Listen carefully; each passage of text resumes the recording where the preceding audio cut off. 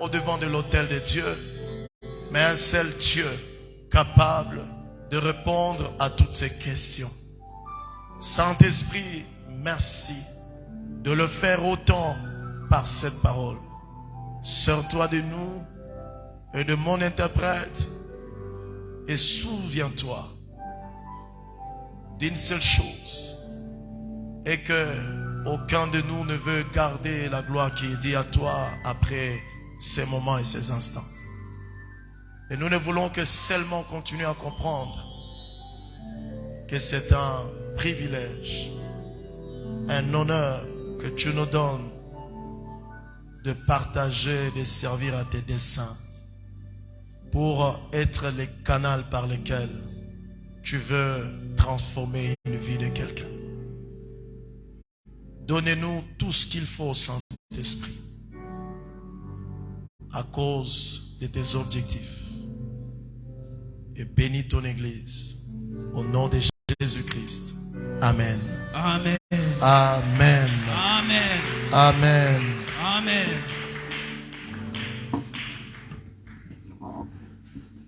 Bienvenue dans la maison de notre Dieu.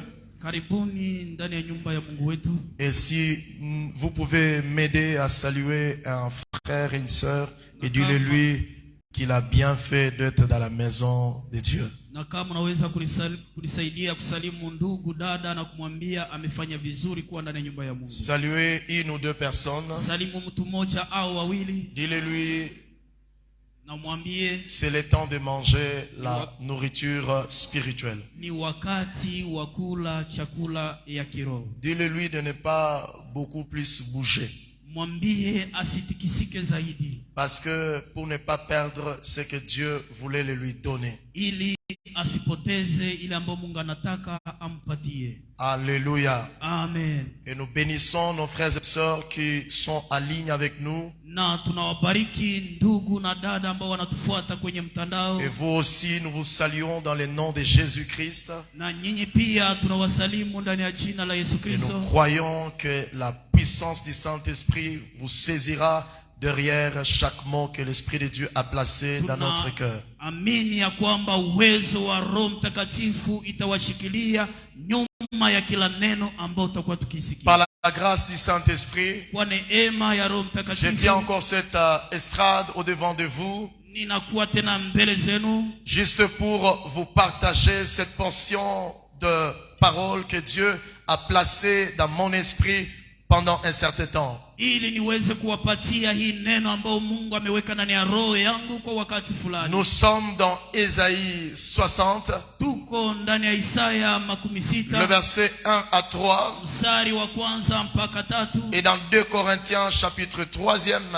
Ndani ya Wakorintho wa pili sura 3. Le verset 17 à 18. 17 mpaka 18. Et autour de ces deux textes, na kwa hizi shairi mbili, le Seigneur nous a permis Bwana ameturuhusu de nous présenter ces sous-thèmes ili tuweze kuonesha imada ndogo qui est tiré de facettes et la puissance de la gloire de Dieu. ambayo inatoshwa ndani ya sura na utukufu wa Mungu. Eh bien, le voici donc, sa troisième partie, la lumière et la gloire. Donc nous continuons, et si par la grâce de Dieu, nous comptons donner les leçons que nous avions tirées dans ce texte. Mais laisse-moi présenter un tableau.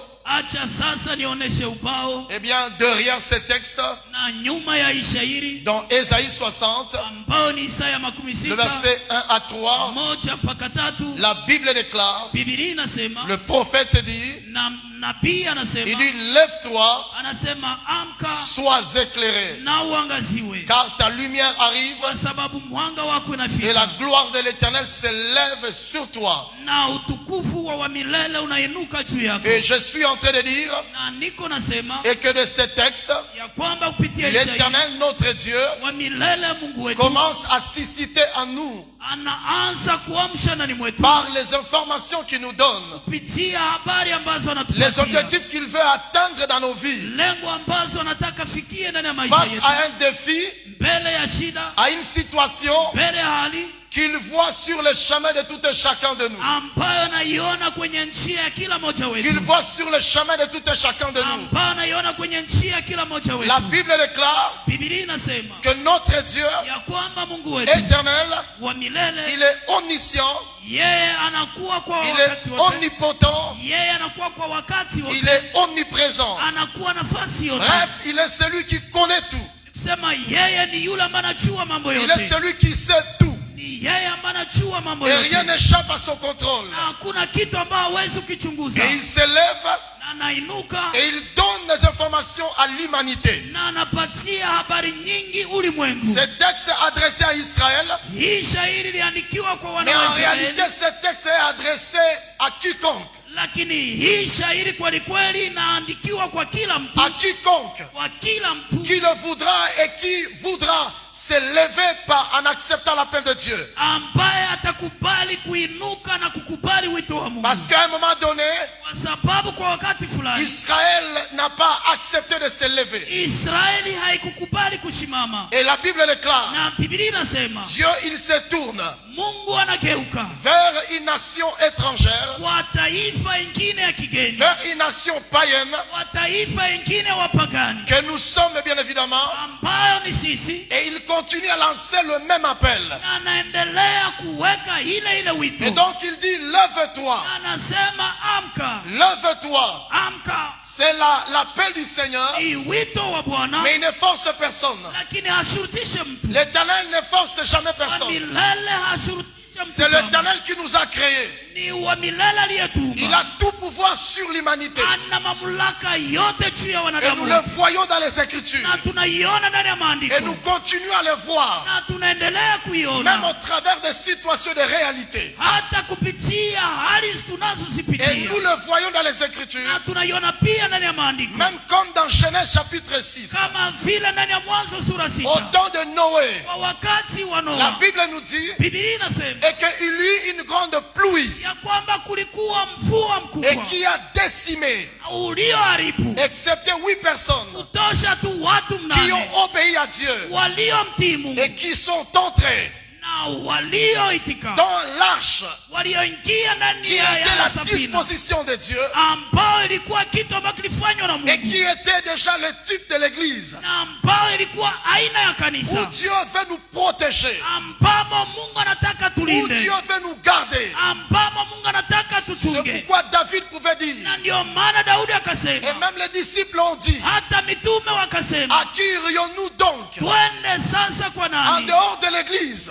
Kinyume au nje ya En kanisa, dehors de l'église, nje ya kanisa. ta vie elle est morte. Maisha yako inafariki, Ma vie elle est morte. maisha yangu Le inafariki, diable fera de toi tout ce qu'il peut faire de na toi. shetani atakutendea yote anayotaka L'église kutendea. est la porte possible pour quelqu'un Kanisa ni mlango wa kweli kwa mtu d'entrer dans le royaume de Dieu. ya kumwingiza ndani ya ufalme wa C'est Mungu. pourquoi Jacob disait, Na ndio maana Yakobo alikuwa là où il akisema, posait sa tête, mahali alipoweka kichwa voici chake, ce qu'il dit, tazama nayosema, après qu'il ait vu les anges de Dieu monter et descendre. kisha kuona malaika wa Mungu akipanda na Il dit kushuka. de trois choses. Yeye anasema mambo matatu, Mais là, parmi ces choses, lakini miongoni mwa haya mambo il dit, je ne savais pas que c'était ici la porte de cieux. anasema nilikuwa sijue ya kwamba hapa ni mlango wa Frères et mbingu. sœurs dans le Seigneur, Ndugu na dada ndani ya si Bwana, vous voulez accéder de ton vivant dans le ciel de Dieu, kama unataka wakati unapoishi kuingia ndani ya mbingu ya de Mungu, ton vivant accéder dans le ciel de Dieu, wakati ungali unaishi kuingia ndani ya mbingu ya Mungu, n'abandonne pas d'aller à l'église. usiache kwenda kanisani, Parce que ce jour-là, kwa sababu ile un siku homme a vu mtu mmoja le akaona mystère qui se passe dans le royaume de Dieu. siri zinazofanyika ndani ya Et ufalme wa Mungu, pourtant, il est ici sur la terre. japokuwa alikuwa ngali duniani. La même chose que l'apôtre Paul dit ile kitu ambayo mtume Paulo anasema aux Colossiens. akiwaambia Il Wakolosai, dit ceci, anasema hivi, nous sommes assis en Dieu sisi tunaketi dans ndani les lieux ya célestes mbinguni en Christ Jésus. ndani ya Kristo On ne Yesu. s'assoit pas en Dieu après la mort, Hauwezi keti ndani ya Mungu baada ya mauti, mais c'est une décision de ton vivant lakini ni uamuzi ambao unaufanya ungali de unaishi croire à l'évangile. kuamini Injili. Eh bien, tu deviens tu nais en Dieu, na sasa pale unazaliwa ndani ya Mungu, quoique étant vivant sur la terre, ingawaje ungali naishi duniani, Dieu nous donne les informations. Mungu anatupatia habari nyingi. Il dit, lève-toi Anasema amka et sois éclairé. na uangaziwe. Et il dit, car ta lumière arrive Na anasema kwa sababu mwanga wako et que la gloire de Dieu s'élève sur toi. na utukufu wa Mungu unainuka Et juu. l'Éternel continue au verset 2. Na wa milele anaendelea kwa mstari wa pili. Il donne à l'humain, Anapatia binadamu, il livre à l'humain. anafunulia Parce que binadamu, notre Dieu ne fait exception de personne. kwa sababu Mungu wetu hana upendeleo. Qu'il n'y ait pas quelqu'un qui dit, Usiwa mtu ambaye oh atasema non, moi je ne savais pas. mimi sikujua. Non, non, non, non, non. Hapana. Qu'il n'y ait pas quelqu'un qui dit, Usiwa mtu je ne atakayesema l'avais pas écouté. mimi sikusikia. C'est pourquoi Romains 10 Na ndio maana Waroma est en 10 train de poser dans nos cœurs iko na weka ndani ya la mioyo yetu soif d'aller porter la parole de Dieu. kiu ya kubeba neno la Mungu, Parce que les pécheurs sont nombreux. kwa sababu watenda dhambi ni wengi. Dans Romains 10, Ndani ya Waroma 10 le premier verset, mstari wa kwanza, l'apôtre Paul écrit ceci Mtume Paulo anaandika hivi, aux païens qui étaient mélangés, qui étaient en Rome. akiwaandikia wapagani ambao walikuwa wengi Roma. À ce moment, Rome dominait et régnait beaucoup de pays. Ile wakati Roma ilikuwa natawala mataifa mengi. Rome a colonisé même Israël. Roma ilitawala hata Israeli. Eh bien, à ce moment-là, il y a des déportés chrétiens qui sont là-bas. Na ile wakati kuna Wakristo ambao wako pale. Et voici les religieux auprès de qui l'apôtre Paul, il fait mention pour juste éveiller la conscience de l'église. Na tazama Wakristo ambao Mtume Paulo anazungumzia ili aweze kuinua Il dit, kanisa. frère, Anasema ndugu, le vœu de mon cœur, haja ya le moyo, vœu de mon cœur haja ya moyo et ma wangu, prière à Dieu pour eux, na maombi yangu kwa Mungu juu c'est yao qu'ils soient sauvés. ni kwamba waokolewe. Il y a des gens, Kuna watu eh bien, nous soupirons chaque jour ambao tunatamani kila qu'ils siku reviennent à une bonne mentalité. ya kwamba warudie kwenye akili nzuri. C'est le vœu que nous ne pouvons que exprimer. Hii ni haja ambayo inabidi tuwe nayo, Mais quand nous poussons plus loin, lakini tunapoenda mbali zaidi, au verset 2, kwa mstari wake wa pili, l'apôtre Paul dit, Mtume Paulo anasema je leur rends vibrement hommage. ninawapatia sifa zaidi, Je leur rends le témoignage ninawapatia ushuhuda zaidi. qu'ils ont du zèle pour Dieu, Wanabidii kwa ajili ya mais Mungu, sans intelligence. lakini bila akili. Et le verset 3, il dit, Na mstari wake wa tatu anasema cette marque de fausse intelligence, ile ukosefu au ile kuwa na akili mbaya, voici ce que cela produit. tazama imezaa nini? Il produit leur propre justice. Inazaa haki yao wenyewe. Un peu comme les gens disent, Kama vile watu tu wanazoea peux kusema, vivre à ta propre guise.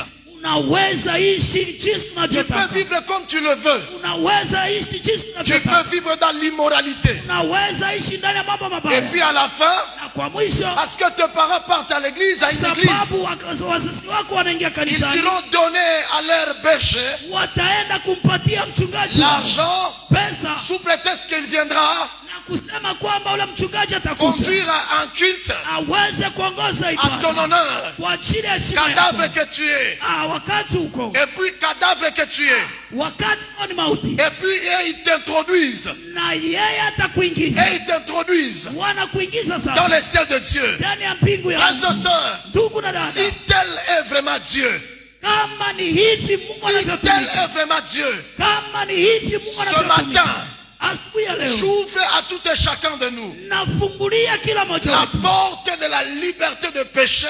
mlango wa uhuru wa kutenda Va dhambi. vivre comme tu le veux. Enda uishi jinsi Et puis tu unavyotaka reviendras. na utarudi Et puis baadaye, nous prierons pour toi. na Et tutakuombea puis nous t'introduirons dans les ciels de na Dieu. tutakuingiza ndani ya mbingu Mais ya la Mungu. Bible nous dit, Lakini Biblia inasema parce qu'ils sont aveuglés par une autre intelligence, kwa sababu wamefunikwa na akili et ils ingine cherchent à s'établir na wanataka leur kujiwekea propre justice. haki yao En wenyewe. d'autres termes, pour dire, Kwa msemo mwingine je nasema, vais vivre ma vie, naweza ishi maisha Dieu me yangu, comprendra. Mungu atanielewa. Le mot comprendre, Hii maneno c'est kuelewa déjà s'établir sa propre ni justice. kujiwekea haki yako Un mwenyewe, peu comme comme les gens disent, jinsi watu ce n'est pas wanavyosema, prier beaucoup qui change. sio kuomba zaidi na C'est-à-dire que ubadilisha. le fait qu'ils disent, Ni kusema jinsi ce n'est pas wanavyosema. prier beaucoup qui change. Kuomba mingi sio ile ambayo Ils se sont inabadilisha. déjà établi leur justice. Kusema wamekwisha C'est-à-dire que la kujiwekea manière haki yao. selon laquelle Ni kusema namna Dieu ambayo est obligé, Mungu anashurutisha. quand il est arrivé à eux, Anapofika kwao, quand il arrive à eux, anapofika quand kwao, il arrive à leur situation, anapofika na shida il zao, va leur dire, atawaambia vous vous êtes épargnés. nyinyi nawaweka Parce pembeni, que ce n'est pas prier beaucoup kwa sababu sio kuomba qui zaidi doit te donner ambayo itakupatia la kitu. paix. Amani Ce n'est pas méditer la parole de Dieu sio kutafakari neno la Mungu qui doit te donner le salut. ambayo itakupatia wokovu. Toi, tu es particulier. Wewe ni wa kipekee. Alors entre. Sasa ingia Si tu. tel est Dieu, Kama Mungu anatumika hivi, j'aimerais ce matin natamani asubuhi ya ouvrir leo une porte. kufungua mlango. Vivez votre vie comme vous le voulez. Uishi maisha yenu jinsi Et mnavyotaka. revenez. Na murudi baadaye. Nous établirons Na tutaweka notre propre justice. haki yetu sisi Et wenyewe. Dieu obéira à cela. Na Mungu atatii ile Mais haki. une désolation ce matin, Lakini ole asubuhi ya une leo. déception ce matin, Ole asubuhi ya leo. tel n'est pas Dieu. Mungu hatumiki hivi. Tel n'est pas Dieu. Mungu hatumiki hivi. Tel n'est pas Dieu. Mungu hatumiki Eh hivi. bien, chacun de nous Kila mmoja est wetu censé véritablement inabidi lever son regard ainue macho yake et prendre une résolution. na kuchukua uamuzi. Et au verset 3e, Na kwa mstari wake au wa verset tatu, 2e de Esaïe, mstari wa pili wa Isaya il dit, voici, anasema, le tazama, ténèbre couvre la terre. giza inafunika dunia. Dieu donne l'information à l'église Mungu anapatia habari et kanisa au monde, na dunia mzima et que rien n'est accidentel. ya kwamba hakuna kitu ambacho Si kinapita vous kwa arrivez bure. quelque part Kama unafika et nafasi que vous fulani rencontrez les gens, na unawakuta watu ils développent wanakuwa une haine wanakuwa na ou ils chuki développent au wanakuwa l'amour propre à eux. au upendo kwao wenyewe. Aujourd'hui, frères et sœurs, Leo ndugu na le dada, ténèbre représente plusieurs choses. giza inamaanisha vitu vingi. C'est parmi les informations que Dieu donne. Inakuwa miongoni mwa habari ambazo Mungu Les anapanga. ténèbres représentent plusieurs choses Giza inamaanisha vitu vingi que j'aimerais tout simplement représenter en peu de mots. ambao nataka kuonesha kwa maneno kidogo. Le ténèbre représente Giza inamaanisha le calamité. au kiwa. Dieu donne l'information à l'homme Mungu anapana habari kwa mtu et que les ténèbres ya kwamba giza sont des calamités. inakuwa Il y a ukiwa. des calamités Kuna ukiwa qui sont causées par le cœur de l'homme. ambazo zimeanzishwa na moyo wa mtu. Le calamité Ukiwa dont Job lui-même parle. ambao Yubu mwenyewe Eh anazungumzia. bien, Dieu dit encore, Na Mungu anasema le tena, ténèbre, giza c'est toute une programmation ni mpango fulani du monde wa dunia pour rendre un peuple ignorant, ili ilete taifa kutokujua, ignorant de son identité, kutokujua anwani yake, ignorant de son identité. kutokujua utambulisho wa anwani En yake. d'autres termes, Kwa msemo mwingine, il vient d'où, anatoka wapi, il est où iko et il wapi, va où. na anaenda wapi. C'est pourquoi Dieu, Na ndio maana il Mungu a décidé, ameamua, alors que Abraham wakati Abrahamu transportait plus de promesses, alikuwa anabeba ahadi nyingi, au chapitre 12, kwa sura 12 Dieu parle de promesses au sujet d'Abraham. Mungu anazungumzia ahadi nyingi juu ya Et Abrahamu. Dieu va même à l'extrême. Na Mungu anaenda mbali Il zaidi, dit, quiconque qui te bénira, anasema kila atakaye kubariki je le bénirai aussi. mimi nitambariki pia, Quiconque qui te maudira, kila atakaye je kulaani le maudirai aussi. mimi nitamlaani Mais pia. ce qui est tragique, Lakini ile ambayo ni c'est ajabu, qu'au chapitre 17, kwa sura 17 l'éternel Dieu, wa milele il Mungu impose à Abraham anashurutisha la Abrahamu circoncision.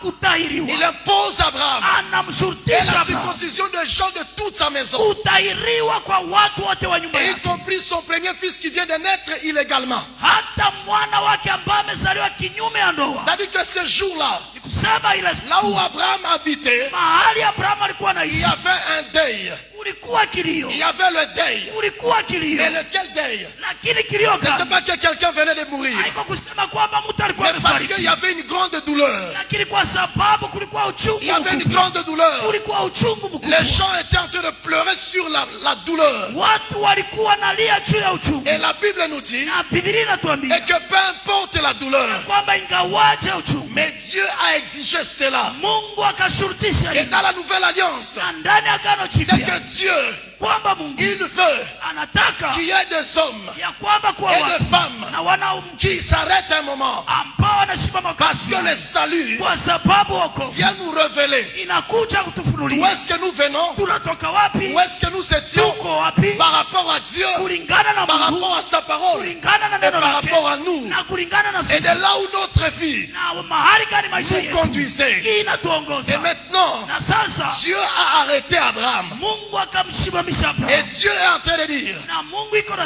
il y a sema tout un système kuna vitu qui veut maintenir l'humanité ambao vinataka dans vishikilie l'ignorance de ulimwengu qui il est. ndani ya kutokujua C'est yeye pourquoi na pour plusieurs athées, na ndio maana kwa wale ambao waamini pour Mungu, plusieurs athées, kwa wale ambao waamini voici Mungu, ce qu'ils disent. tazama wanaosema Non, Dieu, ce n'est qu'histoire de conviction. Mungu ni historia tu ya kujua, Ce n'est qu'une histoire de conviction. ni historia tu, Mais la question auquel ils n'ont jamais répondu, lakini swali ambao hawajaiwahi kupata tous ces jibu, soi-disant atteints intellectuels, wale ambao hawaamini Mungu, ambao la question à wanasoma, laquelle ils n'ont jamais donné de réponse. swali ambao hawajaiwahi kupata jibu. Merci parce que vous dites les choses de Dieu, c'est question de conviction. Asante kwa sababu mnasema vitu vya Mungu ni historia. On n'a pas droit à forcer à quelqu'un. Hawezi kushurutisha mtu, Mais la question que nous devons nous poser, lakini swali ambayo inabidi tujiswali, est-ce que tu as le compteur du souffle de vie?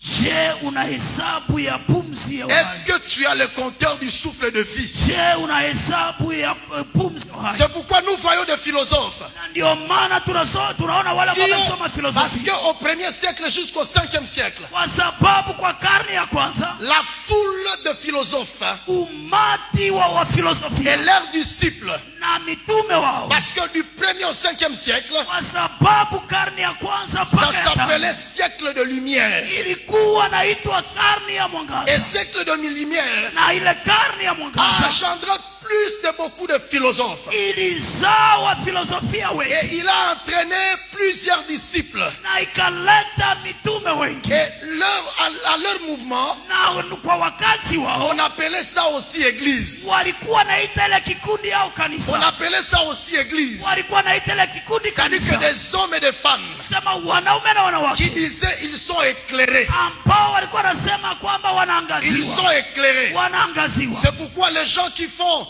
par exemple la mathématique, Na ndio maana watu ambao wanafanya hesabu, qui font l'architecture, ambao wanatengeneza ou vitu fulani, d'autres même qui font la médecine et le droit, hata wale ambao wanafanya kiganga na ils sheria, se disent qu'ils sont éclairés. wanajiambia kwamba Ils wanaangaziwa, sont éclairés. Ils wanaangaziwa, n'ont pas besoin d'aller à l'église. hawana haja ya kwenda Ils n'ont kanisa, pas besoin de Dieu. hawana haja ya Mungu, Ils n'ont pas besoin de Dieu. hawana haja ya Mungu. Et même ils sont Dieu. Wao wenyewe ni Ils miungu, peuvent définir sur leur sort. wanaweza ishi kwa uwezo wao, Nous vous disons merci. na Et tunawaambia la question que asante. nous pouvons vous poser, Swali ile ambayo tunaweza depuis kuwaswali, que vous êtes des gens de lumière, tangu wakati nyinyi ni watu wa mwangaza, posons-nous la question. tujiswali, Depuis que Socrate, Aristote, ils sont morts, tangu wakati Aristotle na wengine pourquoi walifariki, ils ne sont pas encore ressuscités? kwa nini hawa watu hawajafufuka? Pourquoi ils ne sont pas encore ressuscités? Kwa nini hawajafufuka? J'ai lu l'histoire d'un grand médecin du 16e siècle. Nasoma historia ya mganga mkubwa wa Il a karne ya fini par 16. écrire. Alimalizia Il a kuandika. fini par écrire. Alimalizia Il kuandika. dit la médecine ne fait que soigner, mais c'est Dieu qui guérit. Anasema uganga ni ile ambayo ni miungu ambayo inapona. La médecine ne fait que soigner, mais c'est Dieu qui guérit.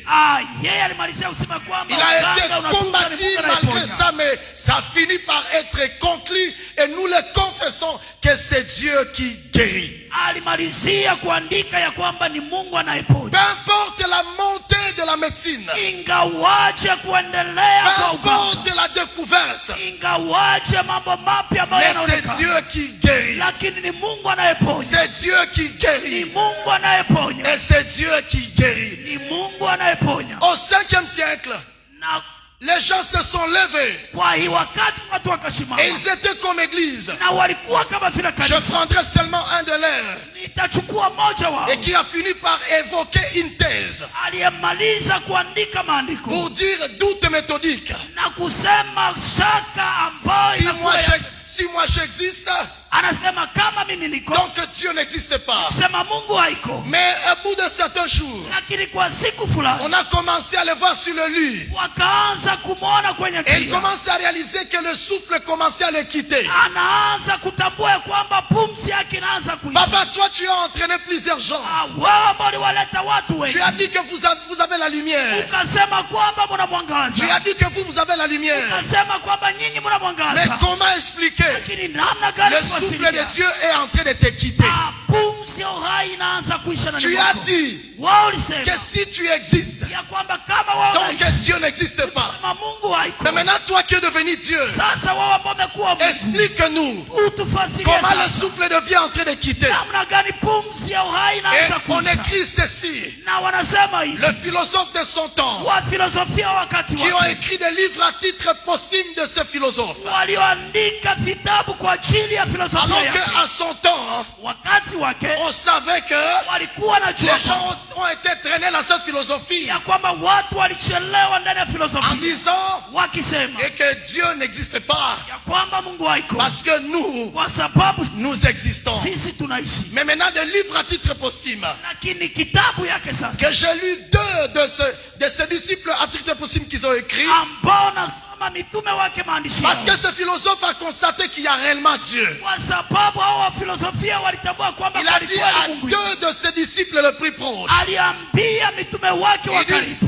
prenez tous mes livres. akasema mchukue C'est vitabu vrai que vyangu les vyote. autres de mes livres sont déjà répandus sur la terre. Ni kweli vitabu vyangu vimeingia ndani ya ulimwengu Parce mzima. que j'ai engendré dans le cœur de l'humain Kwa sababu nimezaa ndani ya moyo wa une binadamu ignorance. kutokuchua. Et cette ignorance Na ile est kutokuchua prêchée jusqu'aujourd'hui dans les universités, inahubiriwa mpaka leo ndani ya vyuo est vikuu, prêchée dans les écoles. inahubiriwa ndani ya Quand on veut mashule. parler de la philosophie, Wanapotaka zungumzia de filosofia Descartes, na Descartes, eh bien, on présente la doute méthodique. wanaonesha aina mbili ya Mais on n'a jamais filosofia. présenté l'autre aspect Hawajaiwahi kuonesha ngambo où il a ingine. fini par dire Hali alipomalizia kusema réellement Dieu existe. kweli kweli Mungu iko, Réellement Dieu, kweli kweli Mungu, réellement Dieu, kweli kweli Mungu. le souffle que j'ai là, Pumzi ya uhai ninayo, il y a quelqu'un qui le contrôle. kuna mtu anayechunguza, C'est lui qui le contrôle là. anayechunguza. Son nom c'est Dieu. Jina lake ni Mungu, Et il est mort. na yeye akafariki. Et le livre à titre posthume à sa parole Na hii kitabu kwa ajili ya neno lake, sont là et ça existe. vitabu vingi viko kabisa. Et bien aimé, Wapendwa, beaucoup les ténèbres giza nyingi les ont maintenus dans l'ignorance. ziliwaweka ndani Et ya cette kutokujua. ignorance, Na ile kutokujua, le ténèbre veut dire, giza nataka kusema, l'ignorance conduit à te cacher, giza inakuongoza kujificha, à te cacher. kujificha. Ou tu deviens une personne cachée. Unakuwa mtu ambaye anajificha. C'est quoi une personne cachée? Ni nini mtu ambaye anajificha? Tu es le contraire de ce que tu es. Sema unakuwa kinyume ya jinsi ulivyo. Or, ce que tu es, Ijapokuwa jinsi par la vie ulivyo, extérieure, pitia kuona kwa devrait nje, refléter ce que tu es à l'intérieur. inataka ioneshe jinsi ulivyo kwa ndani. Bon, je veux vous le prouver dans la Bible. Nitaiwaonesha ndani ya Biblia. Ah, allons ensemble dans 1 Samuel. Twende pamoja na Samueli wa kwanza. Allons ensemble avec moi dans 1 Samuel. Twende pamoja na Samueli wa kwanza. 1 Samuel au chapitre 10. Samueli wa kwanza sura 10. Je vais prendre, je crois, le verset 22. Nitachukua mstari wa 22. Écoutez ce que la Bible parle. Sikia ile ambayo Biblia inasema. La Bible dit ceci. Biblia inasema hivi. Au consultant à nouveau Dieu. Wakaenda kumchunguza mara tena Au Mungu. consultant de nouveau l'Éternel. Wakaenda kumchunguza mara tena wa Y milele. a-t-il un homme Je, kuna mtu qui soit venu ici? aliyekuja hapa? Et l'Éternel dit, Na wa milele anasema, voici, tazama il est caché amefichwa vers le bagage. ndani ya vitu fulani. Or, quand vous revenez dans le même texte, Unaporudilia ndani ya ile shairi au verset 9, kwa mstari wake wa kenda, donnez-nous le verset 9 dans 1 Samuel 10. patia mstari wa kenda, Il s'agit de Saïl. naye ni Saulo. Et je vais vous dire quelque chose. Nitawaambia kitu fulani. Donnez-nous le verset 10. Patia mstari wa kenda. Dès que Saül, Wakati Sauli il tournait les dos pour se séparer de Samuel, alipogeuza mgongo kuachana na Dieu Samueli, lui donna un autre cœur. Mungu Mungu akampa moyo Souligne mwingine. avec moi, Dieu lui donna un autre cœur. Weka kisari, Mungu akampatia roho ingine. Mais maintenant écoutez ce qui me dérange, Tazama sasa ce qui inayonisumbua, me trouble. inayonichanganyikisha. Dieu lui donna un autre cœur Mungu akampatia moyo mwingine. et tous ces signes Na zile alama zote s'accomplirent les mêmes jours. zikatimilika ile ile siku. Ça c'est Saül. Huu ni Saulo. Il est sorti de chez lui. Yeye ametoka nyumbani kwake. C'était un homme Alikuwa mtu qui n'a pas la lucidité de garder les choses. ambaye hakuwa na uwezo wa Il kuchunga venait vitu. de perdre les ânesses de son père. Alikuwa amepoteza kondoo za baba En yake. Israël, Israeli. les ânesses sont des féminins. Punda ni punda za kiume. C'est-à-dire que par le féminin, Ni kusema wanapozungumzia une punda richesse za est connue.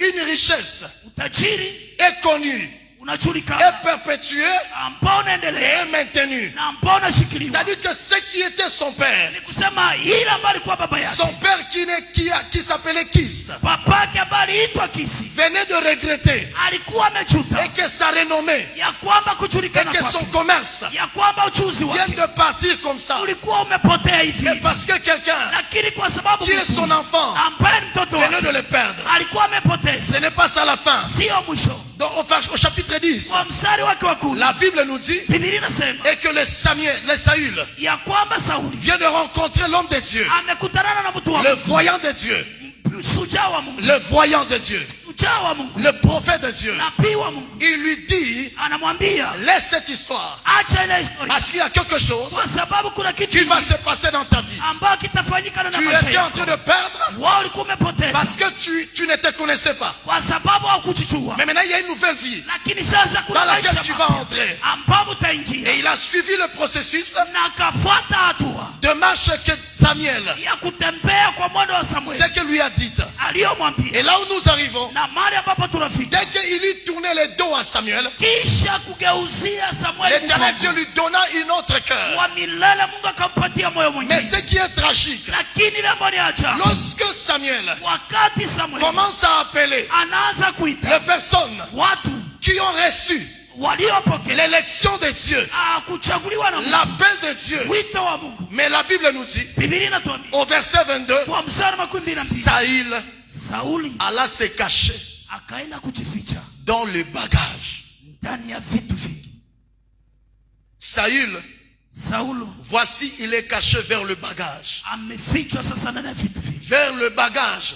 ndani ya vitu C'est vingi. là qu'il est allé se cacher. Ni pale alipoenda kujificha. Le ténèbre, Giza c'est tout ce qui apporte l'ignorance. ni ile ambayo inaleta kutokujua, Et cette ignorance na ile kutokujua finit par peser en toi inamalizia kuingia ndani mwako, et finit par te croire, na inamalizia kukuaminisha. te faire croire. Kukuaminisha Non, Dieu est venu accompagner les autres.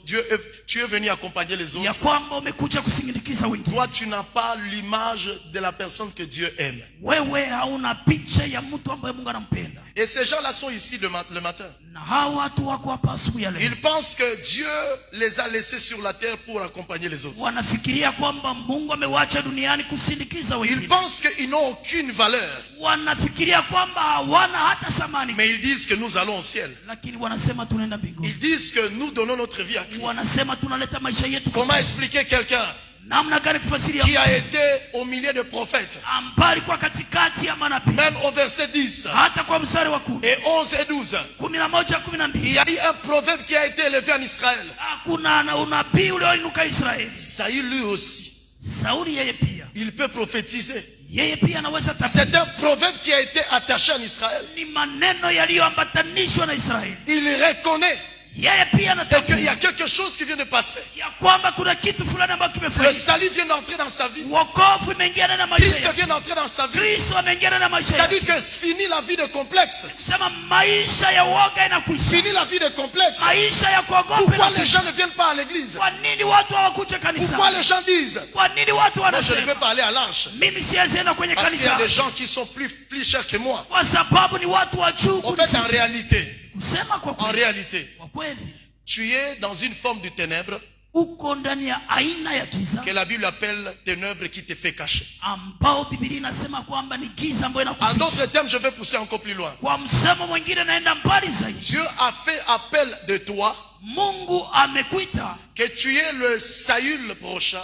ya kwamba wewe ni Sauli que utakaokuja, tu es le millionnaire prochain, ya kwamba wewe ni milionari wa que tu kesho, es un bon mari prochain, ya kwamba wewe ni mume mzuri wa que tu kesho, es une femme épousée bien prochain. ya kwamba wewe utakuwa mwanamke ambaye utaolewa vizuri kwa kesho. Mais le ténèbre te dit, Lakini giza nakwambia, non, on ne peut pas se marier. hauwezi au siwezi Non, kuolewa non, sans d'abord.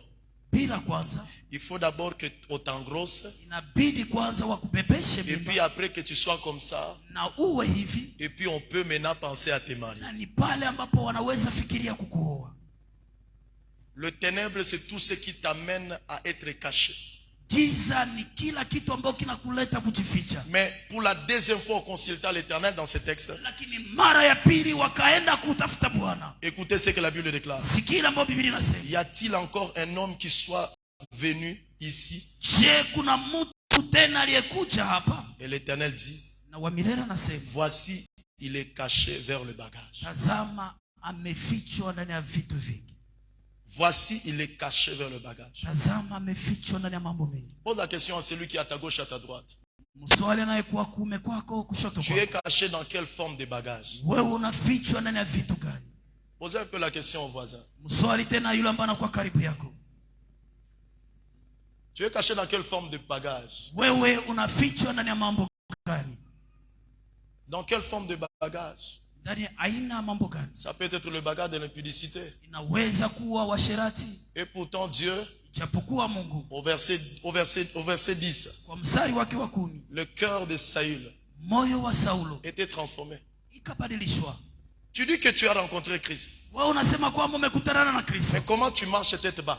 Namna gani unatembea kichwa yako Et tu kishuka chini? finis par dire, Na unamalizia kusema, non, hakuna mwanadamu, no, hapa kujua hakuna mwanadamu mwenyewe anaweza kushinda uzinzi. No, no, hakuna.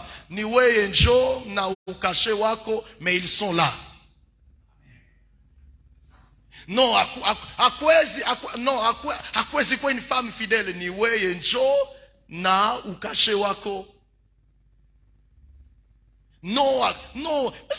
Est-ce que vraiment ushaona mtu anaweza kupita kuchupa vraiment chupa? Mtete chaka nani ni wewe njoo. Mais il y a des gens qui aiment Jésus et qui rentrent chez eux et qui sont contents et Dieu le bénit avec leurs enfants à la maison.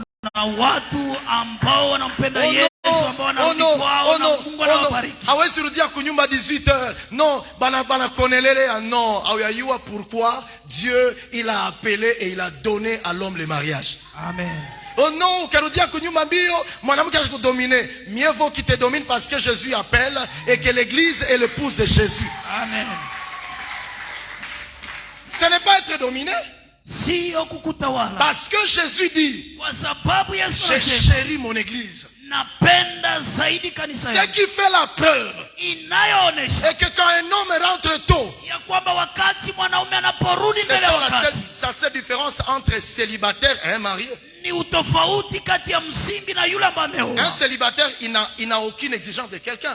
Msimbi hana ashurutishwa na mtu Mais un yeyote. marié, il a des obligations à rendre à celui qui est là. Ni yule ambaye ameoa na masharti fulani. C'est pourquoi Dieu déclare, Na ndio maana Mungu nous anasema rendrons compte tutapana hesabu. quand il présente le royaume de Dieu. Anaponesha Nous ufalme sommes dans wake. l'alliance du royaume. Tuko ndani ya agano ya Et ufalme. la Bible déclare, nous rendrons compte. Na Biblia inasema kwamba tutatoa Tu es hesabu. caché dans quoi, bien-aimé? Unafichwa ndani ya mambo gani? Tu es mpendwa? caché dans quoi? Unafichwa ndani ya Oh mambo non, gani? oh non, non, non. Dieu nous a déjà élevés. Non, tu vois, nous étions en réunion. Quel genre de réunion? Tu n'as pas Mungu compris que ametuinua, Dieu, tulikuwa il ndani peut ya mkutano. rabaisser, Dieu, il peut élever. Au kujifunza ya kwamba Mungu anaweza inua pia na shusha. Dieu, il peut rabaisser n'importe qui à n'importe quel moment. Mungu anaweza kushusha kwa wakati Et wote. il peut élever à n'importe quel moment. Anaweza kuinua kwa wakati Alors, wote. comment tu peux te cacher dans une philosophie de ténèbres? Namna gani sasa unajificha ndani ya filosofia ya giza? Non, tu vois, nous qui avons l'argent, Unasema sisi ambao tuna pesa, nous qui avons le compte à banque, sisi ambao tuna pesa benki, non, nous qui avons la force, sisi ambao tuna nguvu. tout ça c'est le ténèbre qui te cache. Hii yote ni giza Je inayokuficha. n'ai jamais vu et je Sijaiwahi ne kuona verrai jamais na sitaona hata une kama parole et une personne neno na qui mtu peut transformer un homme impudique, ambaye anaweza badilisha une femme masharti, impudique, mwanamke à une personne de grande humilité. Si ce n'est que Jésus-Christ de Nazareth. Les ténèbres que Dieu nous donne, ça s'appelle la terreur. Le ténèbre veut dire la terreur. Et c'est pourquoi Dieu fait que nous ayons la lumière et la gloire. Parce que je dis, la lumière et la gloire sont deux clés que Dieu dispose à toute personne qui va s'élever de commencer à fonctionner avec. Et le ténèbre s'appelle la terreur. Tu es terrorisé par quoi? Tu es terrorisé par l'élévation. Tu es terrorisé seulement par le fait qu'il faut entrer dans le mariage. C'est pourquoi tu es en train de livrer ton corps à l'impudicité. Mais tu n'as pas compris que les adultères et l'impudique n'hériteront pas le royaume des cieux. Ça ne sert à rien de courir. Mais l'Éternel, il veut aller avec toi. Progrès en progrès. Parce que tu es la prochaine révélation de sa gloire. Parce que tu es la prochaine révélation de sa gloire. Frères et sœurs, ne te laisse pas terroriser. Si tout le monde dans ton avenir, il décide d'engrosser, eh bien toi tu peux dire, les ténèbres ne régnera pas toujours. En d'autres termes, je ne vivrai pas dans cette situation à toujours. Mais en moi, l'Éternel a déposé un grand fardeau. C'est que je suis la solution de Dieu face au défi de l'humanité. C'est que les gens ne savent pas. C'est que je suis le prochain roi. C'est que les gens ne savent pas.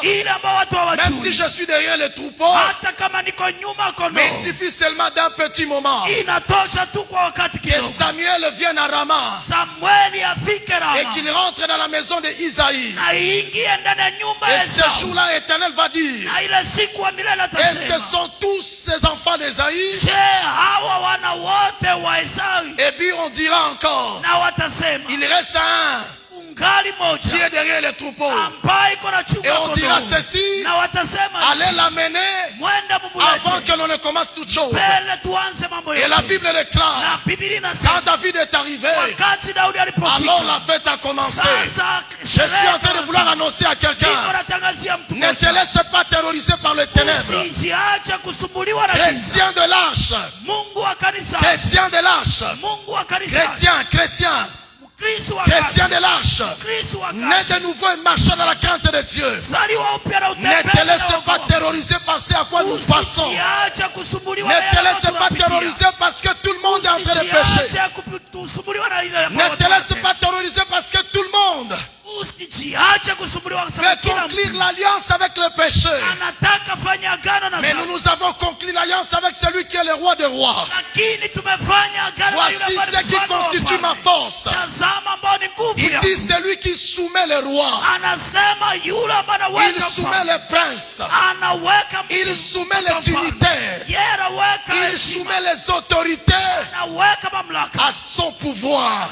Alors à combien plus forte raison, c'est lui qui est en lui. Alors donc, il a reçu le pouvoir qui lui donne la capacité d'expérimenter ces choses dont l'Éternel dit, tout est soumis à lui. Tout est soumis à lui. Frères et sœurs, la lumière et la gloire sont le décret que l'Éternel nous donne pour maintenir, nous maintenir et nous permettre. Parce que le verset 3 dit, alors des nations viendront,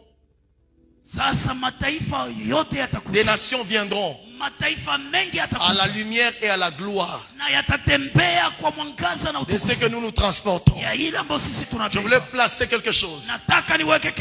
Écoutez, Sikia, lorsque Salomon wakati Salomon était conscient et permanent alijua kwa wakati wote de la qualité de lumière et de la gloire qu'il transporte. hali ya mwangaza na utukufu aliobeba. La Bible nous dit, Biblia inasema la reine de Saba,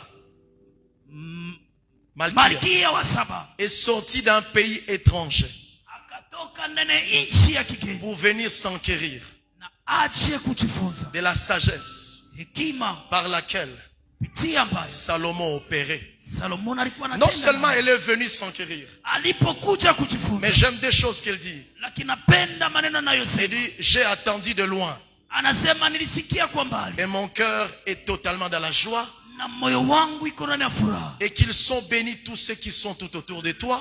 na wabarikie wote walio karibu yako. Elle ajoute encore, Na naongeza et pia, j'ai amené les trésors de mon pays na nimeleta utajiri wa nchi yangu pour célébrer cette lumière et cette gloire que ili tu transportes. tuweze kushangilia mwangaza na utukufu. Je voulais dire à l'église, Nataka niambie kanisa ce matin, asubuhi ya leo, avant peut-être de relâcher cet espace de Jésus, mbele ya kuleta hii wakati wa Yesu, la lumière et la gloire, mwangaza na utukufu, c'est grâce à elle, ni kupitia ile eh bien, que des nations seront en train de s'approcher de quelqu'un.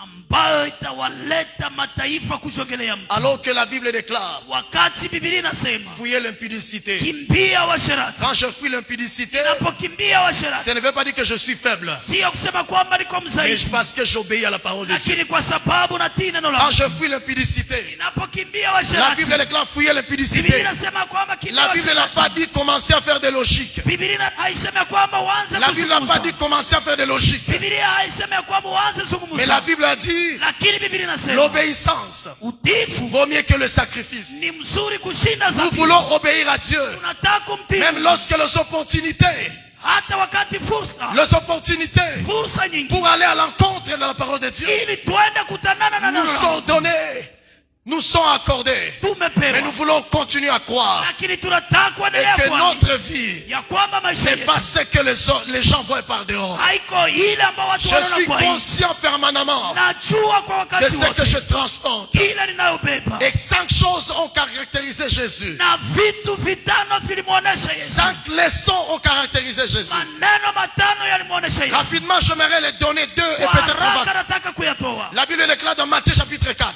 Biblia inasema ndani ya Mathayo 4. Voici les quelques leçons que j'aimerais nous donner rapidement dans les 10 minutes. Tazama maneno ambayo nataka kuwapatia kwa dakika Je 10. vais donner 2 et les autres je donnerai par la grâce. Tapana mawili na ingine baadaye kwa neema. Donnez-nous rapidement Patie kwa haraka 5 leçons maneno tano d'une personne qui transporte la gloire, ya mtu anayebeba utukufu, d'une personne qui transporte la lumière. ya mtu anayebeba Parce mwangaza, que la vie kwa sababu ne maisha résulte pas de ce que les gens voient par extérieur. haiko ndani ya ile ambayo watu wanaona kwa nje. La vie n'est pas ça. Maisha sio Mais hiyo, la vie lakini est maisha le contenu de ce que je suis à l'intérieur. ni vitu ambavyo vinakuwa ndani Oh, ce que je suis à na l'intérieur. ile nilivyo ndani. L'apôtre Paul Mtume Paulo nous appelle ceci. yeye anaita Il dit hivi, c'est à quoi nous avons été prédestinés. anasema ile ambayo tuliandaliwa kwa Mais il mwanzo, continue en disant na anaendelea na kusema notre destinée. hatima yetu. Écoutez dans Matthieu chapitre 4. Sikia Mathayo 4. La Bible nous déclare.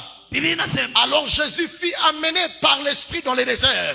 sasa Yesu akabebwa na Roho ndani ya La jangwa. leçon que les gens, la leçon Maneno ambayo watu que les gens, ambao ou la conscience au zamiri permanente zamiri ya wakati pour wote être au-dessus du ténèbre. ambayo inawaleta kuwa juu ya Parce giza, que le ténèbre a déjà établi son système kwa sababu giza imeweka namna yake ya pour kutumika empêcher qu'il y ait des hommes fidèles dans les mois. ili zuia kwamba kusiwa wanaume waaminifu, Pour empêcher qu'il y ait des chrétiens, de chrétiennes fidèles. ili zuia kusiwa Wakristo waaminifu, Pour empêcher qu'il y ait des filles à marier, qu'il y ait des filles fidèles. ili kuzuia wasichana wa kuolewa ambao ni waaminifu. Mais voici ce que l'Éternel parle. Lakini tazama ile ambayo milele anasema, Alors Jésus fut amené par l'Esprit dans les déserts. Yesu akabebwa ndani ya jangwa kupitia Roho Mtakatifu. C'est que ce genre de personnes que nous sommes, Kusema hao watu tulivyo, nous devons croire inabidi tuamini à notre appel. kwa wito wetu C'est que dans notre corps, ya kwamba ndani ya mwili wetu il y a l'Esprit. kuna roho, Et si l'Esprit de Dieu na kama roho wa Mungu a été servi pour autre chose, ametumikishwa kwa vitu vingi, si l'Esprit de Dieu kama roho wa Mungu vous avez utilisé pour autre chose, ulitumikisha kwa vitu eh vingi, bien, et vous et les ténèbres. wewe na giza, Parce que la Bible déclare, kwa sababu Biblia les inasema ténèbres seront enroulées comme un pagne. giza itazungushwa, et itafunikwa kama vile jeté kikwete, dans le temps de feu. na kutupwa ndani ya tanuru ya Vous qui moto. voulez croire aux ténèbres, Nyinyi ambao mnataka muamini giza, vous qui voulez rester ignorant par le motif de ténèbres, nyinyi ambao mnataka kubaki na sous kutokujua na prétexte giza, qu'on ne peut pas se passer de ce péché-là,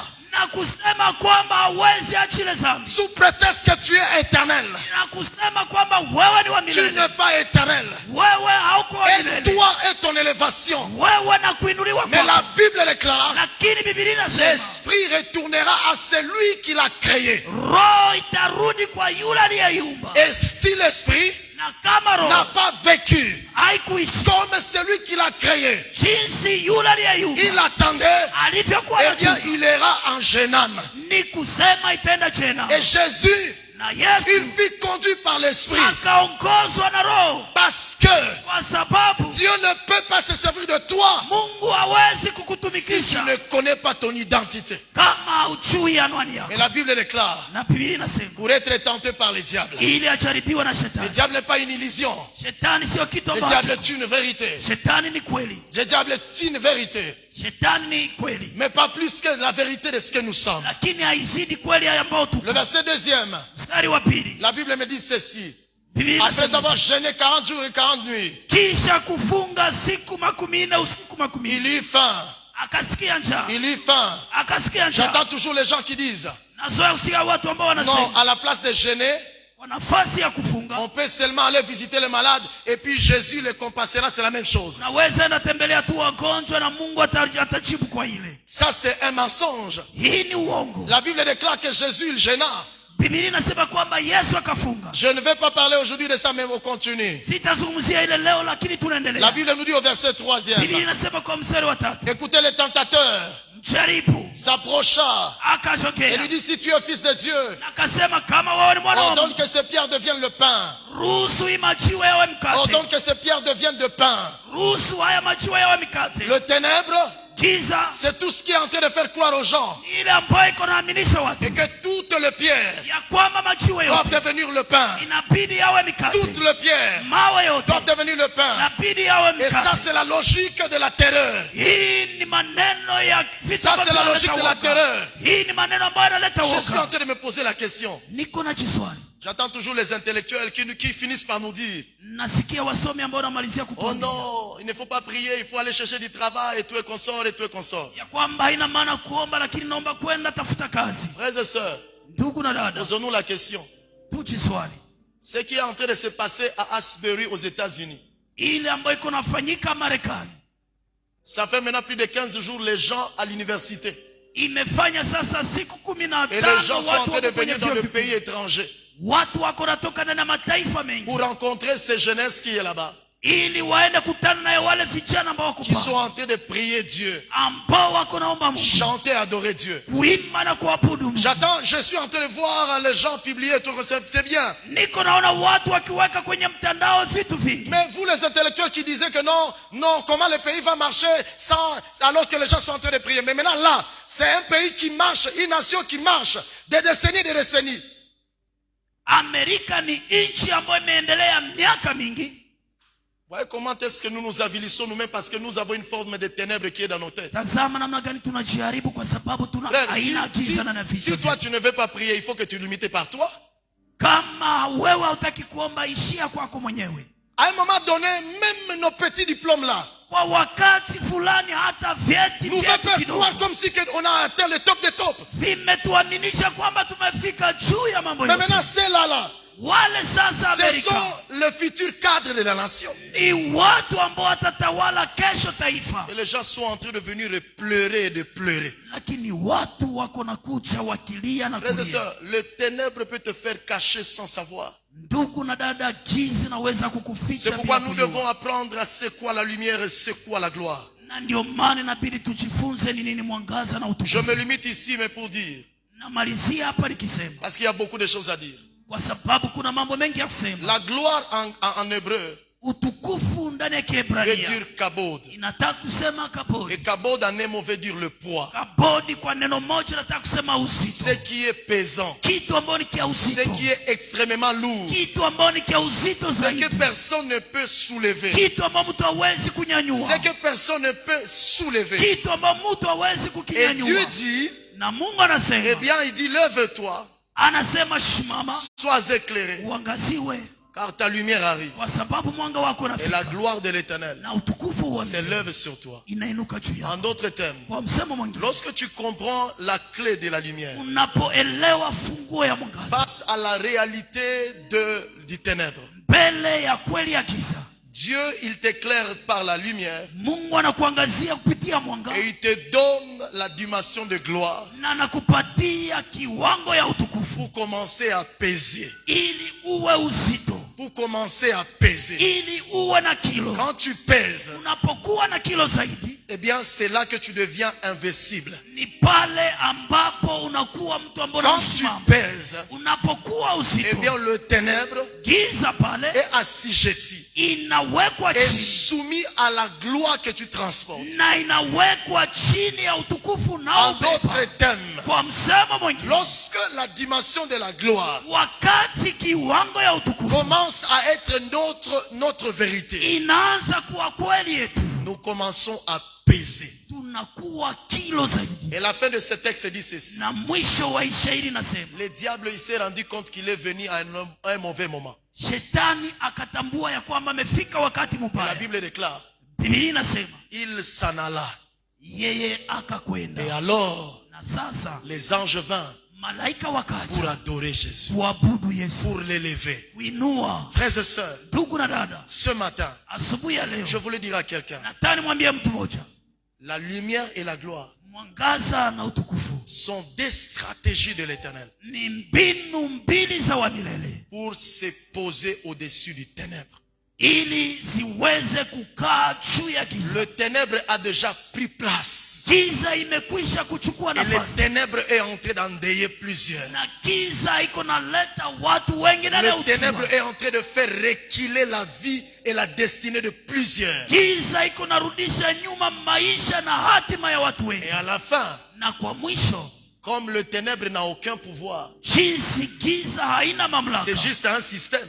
ni mbinu tu, Et puis il tremble devant l'Éternel. lakini natetemeka mbele ya wa Et puis milele. quand l'Éternel arrive, Na wakati wa milele anapofika, après que le ténèbre ait cissé tout ce qui est en toi, kisha giza kumaliza mambo yote ambayo iko ndani mwako, anakuacha unakuwa saa musigati.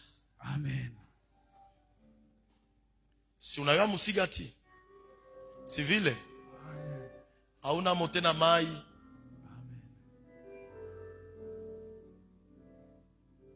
unakuwa mtu wa kunyangula nyangula. Et pourtant, comme Saül, Ijapokuwa kama vile Saulo, c'était le roi qu'on cherchait. yeye alikuwa mfalme aliyetafutwa. Frères et sœurs, Ndugu na dada, qui te fait croire que tu ne peux pas commencer même par les arachides? nani anakuaminisha kwamba hawezi kuanzia hata kwa kalanga? Qui te dit que même par les arachides, quelqu'un ne peut pas être amené à une gloire? Nani ambaye anakuambia kama kupitia kalanga mtu hawezi kufikishwa ndani ya utukufu? Qui te fait croire que même en état bonne quelque part et que tu peux devenir la Esther à la royauté? Nani anakuambia kupitia kuwa mtu wa kazi ndani ya nyumba haiwezi kufikisha kuwa Esther ndani ya Qui utukufu? te ment en te faisant croire que même si tu commençais par Toleka et que tu ne peux pas finir être celui que Dieu a dit de toi? Nani anakuaminisha kwamba kuanzia kwa kinga hauwezi kufikia ile ambayo Mungu amesema juu Qui yako? te fait croire, Nani si anakuaminisha ce n'est que le ténèbre qui a semé en toi la terreur? kama sio tu giza ambayo imepanda ndani mwako? C'est parce que tu ne connais pas l'investissement que Dieu a placé en toi. Ni kwa sababu haujui utajiri ambao Mungu ameweka ndani mwako. Mettons-nous debout et nous bénissons le Seigneur. Tusimame na tubariki Bwana. Je voulais dire à quelqu'un ce matin, Nataka nimwambie mtu mmoja asubuhi ya leo, la première des choses que Dieu cherche, kitu ya kwanza ambayo Mungu anatafuta, c'est qu'il voudrait voir wale ambao wanatamani kuona loin mbali. le premier appel. Wito wa kwanza Dans le mot lève-toi, ndani ya maneno c'est amka, de prendre la résolution ni kuchukua uamuzi et réellement se convertir. na kweli kweli kubadilika, Et réellement se convertir. badilika kweli kweli. Sans cela, Bila ile, le ténèbre va faire de toi tout ce qu'il veut. giza itakufanya jinsi inavyotaka. Le ténèbre va te reprogrammer. Giza itakuweka ndani ya mipango Le ténèbre mingine. va faire de toi une mauvaise personne. Giza itakufanya uwe mtu mbaya, Et le ténèbre finira par te faire croire que la vie dans laquelle tu es, elle est bonne. na giza itamalizia kukuaminisha kwa vile maisha ni mazuri. Mais pourtant, le ténèbre est en train de te conduire en enfer. Ijapokuwa giza kuna kuongoza Ce jina. matin, tu peux prendre la résolution Asubuhi ya leo unaweza chukua uamuzi de te convertir. ya kubadilika Si tu le veux, bien évidemment. Si tu le veux. kama unaitaka. Parce que Mungu akushurutisha kitu. Mais anakupenda usiku ya leo Yes. ili uweze réellement kuokoka. Et lui, il prendra le temps Na yeye atachukua wakati ya kukufasiria mambo mengine ili ufikie hatua ya kutambua ni nini mwelekeo wa maisha yako na uanze kutumikia pamoja na vipaumbele ambavyo vinaendelea na mwelekeo wa maisha yako. Alors kama uko hapo asubuhi ya leo, tunafikia mwisho wa ibada ya asubuhi ya leo. Unaweza kuinua mkono wako mahali ambapo unakuwa hapo. Unasema, mtumishi wa Mungu, narudilia Muumba wangu na hitaji, naamua kuokoka kweli. Naamua kuokoka na naamua kumfuata Mungu huyu ambaye nimetoka kuhubiriwa asubuhi ya leo. Unaweza kuinua mkono yako na tutaomba pamoja na wewe. Merci pour les mains qui sont levées. Lève kwa mikono ambayo imenyoshwa. bien ta main. Nyosha vizuri mkono wako. Nous voulons prier ensemble avec vous. Tunataka kuomba pamoja nanyi. Tu es ici ce matin. Uko hapa asubuhi ya leo. Tu es venu perdu. Umekuja umepotea. Mais tu veux racheter Na unataka kukomboa le restant de ta vie. thamani ya maisha yako. Le restant de ta vie qui te reste. Maisha yako yanayobaki. Afin que Dieu en trouve plaisir. Ili Mungu apate furaha ndani mwako. Et que nous t'apprenons, Na tuweze nous kukufunza. t'enseignons. Tukufunze. Non pas la volonté humaine, Hapana mapenzi ya mais binadamu. la volonté du Dieu éternel. Lakini mapenzi ya Mungu Présentée dans sa parole. ambayo yanaonyeshwa na neno lake. Pour que tu parviennes Ili ufikie à être au-dessus kuwa juu de ténèbres ya giza. et de l'obscurité. Giza Pour que en la fin, ili kwa mwisho les nations viennent à ta suite. mataifa waje. Tu lèves ta main bien. Unanyosha vizuri mkono. Lève ta main bien. Dieu la voit. Nyosha mzuri mkono. Unapenda usubuhi ya leo kuja kwa Yesu, nyosha mkono yako mzuri juu. La deuxième des choses, je vais vous demander, vous qui venez de lever les mains, Kitu ya pili ambayo nitawaomba nyinyi ambao mmenyosha mikono. vous allez vous approcher ici à l'autel. Mtasogea hapa kwenye madhabahu. C'est une manière spirituelle Ni namna ya kiroho de reconnaître que vous vous abandonnez de l'ennemi. ya kutambua ya kwamba mnaachana na adui. Vous tournez comme ça ici devant. Naona huku mbele. Vous agenouillez là-bas. Napiga magoti. Vous agenouillez ici Piga magoti devant l'autel mbele ya madhabahu. et commencez à inviter Jésus dans vos Na cœurs. kuanza kualika Yesu na Ce n'est pas de la blague. sio mzaa. C'est un engagement Ni personnel. uamuzi wa kipekee. Sinon le monde va faire de toi tout ce qu'elle veut. Kama sivyo dunia itakufanyia inavyotaka. Les systèmes sont bien déjà établis. Namna za kutumika zimewekwa vizuri. Mambinu ya shetani isha kuketi. Na hii mambinu iko nalilisha watu wengi. Na inawafanya kuwa watu wa kulia kila siku. Na wanalia ndani na wanalia nje. Na hakuna mtu ambaye atashirikia kulia kwao. Kwani Biblia yangu nasema shetani anakuja kwa kupora, kwa kunyang'anya na kwa kuua. Lakini Mungu ambaye tunakuhubiri usiku ya leo, jina lake ni uzima.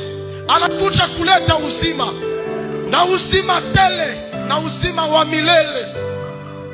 Usiku ya leo uwe na uhakika yamani Mungu anayokukupatia mkono ni mkono wa uzima na uzima tele. Nataka kusihi, anza kwa maombi yako kumwambia Yesu, ninakualika kwenye moyo wangu. Uje uketi kwenye nafasi ya kwanza moyo wangu. Anza ukaomba. Mpendwa, wewe ambaye umekuja hapa mbele, anza ukaomba. omba peke yako binafsi. Uambie Mungu, uambie Yesu, ninakuja kwako, ninakufungulia mlango wa moyo wangu, ninakualika uketi kwenye moyo wangu, uketi kwa nafasi ya kwanza, uketi kwa nafasi ya upendo ndani ya moyo wangu, uketi kwa nafasi ya juu, uketi juu ya yote. Et le reste, nous sommes en train de prier Dieu. Tu es en train de prier Dieu. Tu es en train de prier Dieu. Tu es en train de prier Dieu. Tu es en train de prier Dieu.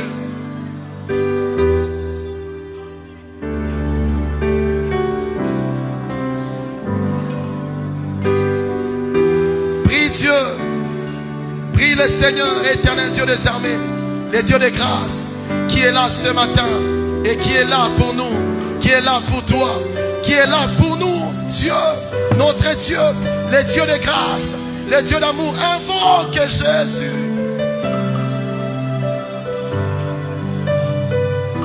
Jésus. Jésus.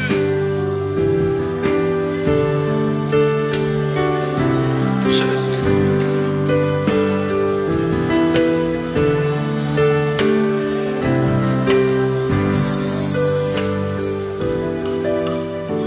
Utafanya ombi hili kisha mimi, na ni maamuzi yenu.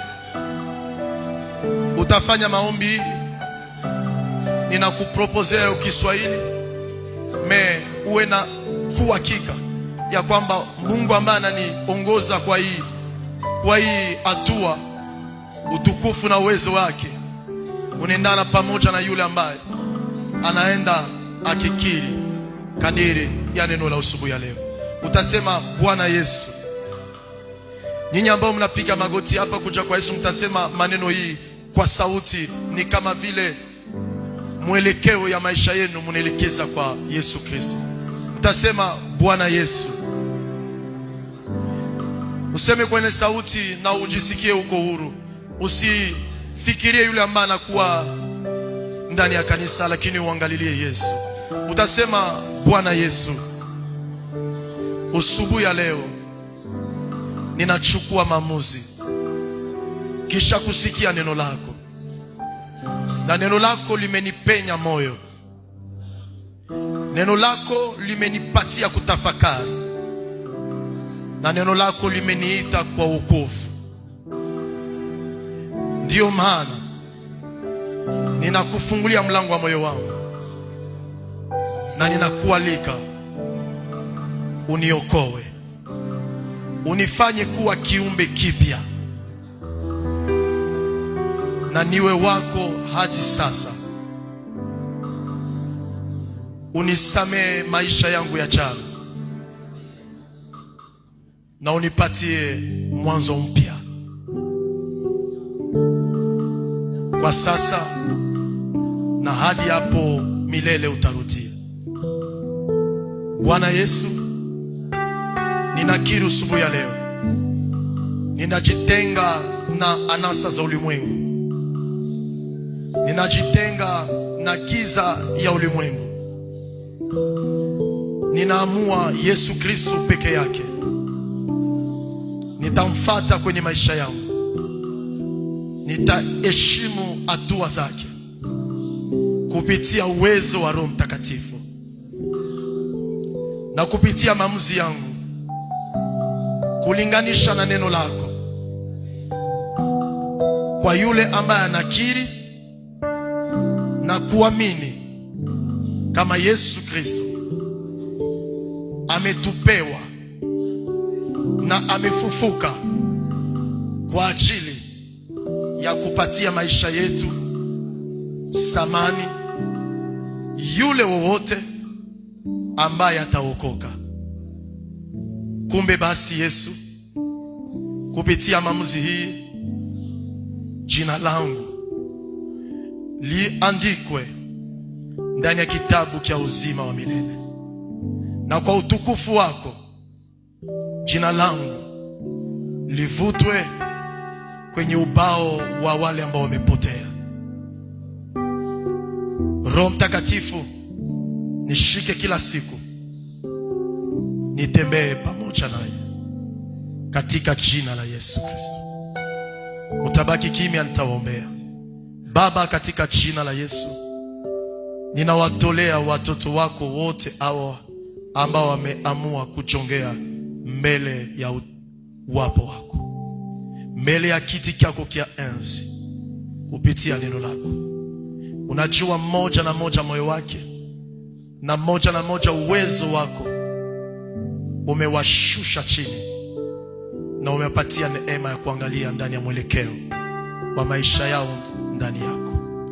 Waokoe na watembee kulinganisha na neno lako. Asante kwa kutupatia neema na fursa tuwe kwa ajili yako baraka ndani ya maisha yao. Tuwahudumie kineno, kiroho, na tuwahudumie kwa mwelekeo na kwa maswali zote za maisha yao. Basi uwabariki na wafanye wakomae, kwani leo ni kama vile watu wamezalika. Acha wakomae na wafikie hatua ya kuwa watu kamilifu, katika jina la Yesu, amina. Tutashangilia Bwana. On va vous donner les dépliants. On va vous donner les dépliants par le service de protocole. Et allez directement écrire vos noms.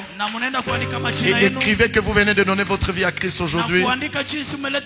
Et après quitte aujourd'hui, ne partez pas. Soyez avec nous juste quelques minutes. Dès l'instant que le culte prendra fin, restez, ne partez pas. J'aurai un temps avec vous, un temps d'enseignement, parce que aujourd'hui, comme je l'ai annoncé le dimanche passé, nous avons commencé la classe de baptême. Nous avons commencé la classe de baptême. Et vous ne devez pas vous arrêter là-bas. Et vous devez aller de l'avant. Alors je prie que vous soyez dans cette école, parce que nous allons prendre 30 minutes seulement d'enseignement. Chaque dimanche, nous serons en train de prendre 30 à 45 minutes. Père, nous te bénissons. Et merci pour l'œuvre que ta parole accomplit dans nos vies. Et nous voulons te donner la part de nos biens, nos offrandes que nous avons apportées au devant de toi. Bénis-le, sanctifie nos ressources, nos champs, et fais-nous grâce de prospérer entre tes mains à cause de ta fidélité. Bénis notre ville et merci d'arroser nos champs, et merci d'ensemencer nos semences, pour qu'au jour de la récolte, que nous récoltions pour ta gloire. Père, c'est avec amour que nous te les donnons. Parce que qui sommes-nous pour donner à celui qui nous donne? Et nous te les donnons avec amour, non pas avec orgueil, mais nous te les donnons avec appréciation. Un climat d'amour et d'humilité. Reçois-le, Seigneur, et agrée-le au devant de toi. Combat l'ennemi qui combat le travail, la vie et la famille. Relève ton peuple, qu'il n'y ait rien qui manque dans leur maison. Accorde ton amour et bénis ton église et bénis le lieu de cette affectation, de ces ressources. Au nom de Jésus-Christ, amen.